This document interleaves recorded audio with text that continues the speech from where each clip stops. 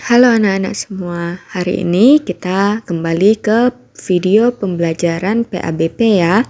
Hari ini kita akan membahas beberapa materi, dimulai dari materi posisi meditasi, kemudian rintangan batin, gangguan meditasi, sampai dengan manfaat meditasi. Yang pertama adalah posisi meditasi. Nah, anak-anak perlu mengetahui bahwa posisi meditasi tidak hanya dengan cara duduk, melainkan ada 3 cara lainnya, yaitu cara berdiri, berjalan, hingga berbaring.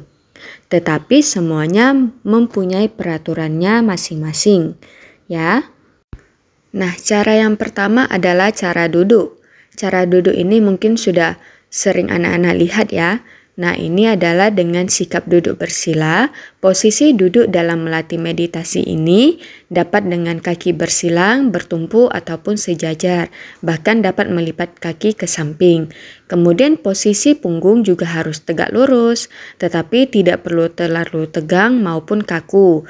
Nah, pada posisi duduk ini, anak-anak harus selalu waspada agar tidak mudah mengantuk. Nah, cara kedua adalah meditasi dengan cara berdiri. Dilakukan dengan posisi kaki sedikit renggang, kemudian kedua tangan berada di depan saling memegang. Cara ketiga adalah dengan cara berjalan. Nah, pada cara ini kita melakukan meditasi dengan cara berjalan perlahan-lahan dan kita menyadari setiap langkah yang kita ambil. Misalnya kaki kita terangkat, kaki kita jatuh menginjak lantai, kita menyadari setiap pergerakan tersebut. Kemudian cara terakhir adalah cara berbaring. Meditasi ini dilakukan seperti saat posisi Sang Buddha parinibbana atau wafat, yaitu posisi badan miring ke kanan dan kaki kiri berada di atas. Tangan menopang kepala, mata terpejam, dan pikiran terkonsentrasi pada salah satu objek yang telah dipilih. Materi selanjutnya adalah tentang rintangan batin atau niwarana, yang terdiri dari nafsu keinginan yang melekat, niat buruk, kemalasan dan kelelahan, keraguan-raguan, serta gelisah dan cemas. Yang pertama adalah nafsu keinginan yang melekat. Di setiap tubuh manusia terdapat beberapa indera, contohnya mata yang berguna untuk melihat, telinga berguna untuk mendengar, hidung berguna untuk membau, ya. Nah, tetapi pada saat kita telah memutuskan untuk bermeditasi, kemudian diganggu oleh alat indera kita, maka meditasi kita tidak akan berjalan dengan lancar. Gampangnya seperti ini. Pada saat anak-anak bermeditasi, tetapi anak-anak masih ingin mendengarkan musik, atau masih ingin menonton, atau masih ingin mencium-cium bau yang wangi. Nah, meditasi kita tidak berjalan dengan lancar. Yang kedua adalah niat buruk atau niat jahat. Nah, ketika anak-anak masih berpikiran untuk melakukan sesuatu yang tidak baik kepada orang di sekitar, maka batin anak-anak sedang terhalangi oleh niat buruk tersebut sehingga tidak dapat melakukan meditasi dengan sempurna. Yang ketiga adalah kemalasan dan kelelahan. Ini hal yang wajar ya, misalkan malas nih, capek, ngantuk, dan lain-lain. Kalau kita merasakan hal-hal tersebut, maka kita tidak akan bisa meditasi. Kemudian hati kita juga tidak tenang. Misalnya mengantuk tetapi memaksakan diri, hasilnya juga tidak akan baik. Nah, yang keempat adalah keraguan-raguan. Pada saat anak-anak ragu melakukan sesuatu, maka hasilnya tidak akan maksimal. Anak-anak harus meyakini apa yang akan anak-anak lakukan supaya hasilnya bisa maksimal, mendapatkan hasil yang terbaik. Dan yang kelima adalah rasa gelisah dan cemas.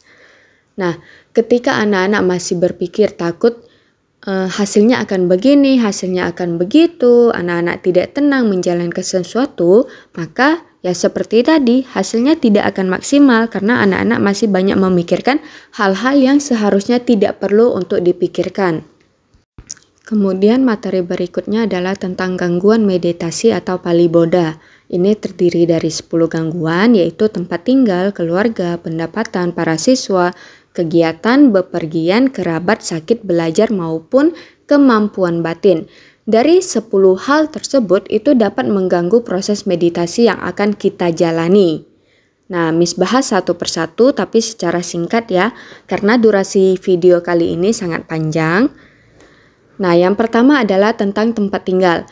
Jika anak-anak berada di tempat yang mungkin tidak nyaman, maka meditasi itu tidak akan terlaksanakan dengan baik. Kemudian jika keluarga, gangguan ini bisa datang dari keluarga.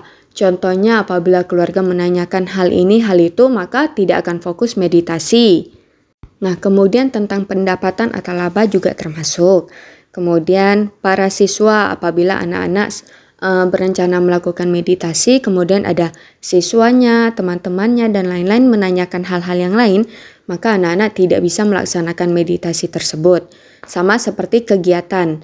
Nah, kita waktu bermeditasi tetapi masih ingin melakukan hal-hal yang lain juga tidak bisa fokus meditasinya.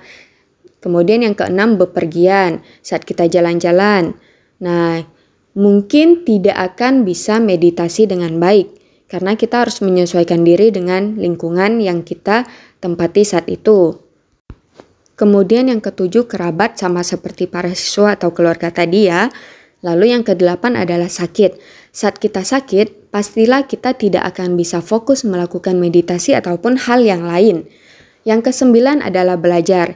Misal, anak-anak besok ada ujian nih, malam ini perlu belajar, maka anak-anak tidak bisa meditasi hari ini, gitu. Dan yang ke-10 adalah kemampuan batin. Materi terakhir adalah manfaat meditasi. Di sini ada dilampirkan 12 manfaat meditasi. Kemudian Miss rasa bahasanya cukup ringan ya, mungkin anak-anak kelas 6 semuanya sudah bisa memaknai dari 12 manfaat meditasi tersebut. Nah, untuk tugas hari ini, anak-anak hanya perlu mencatat manfaat meditasi. Pilih 5 saja yang anak-anak benar-benar bisa pahami, pilih 5, dicatat di buku catatan tetapi tidak perlu dikumpulkan, oke? Terima kasih.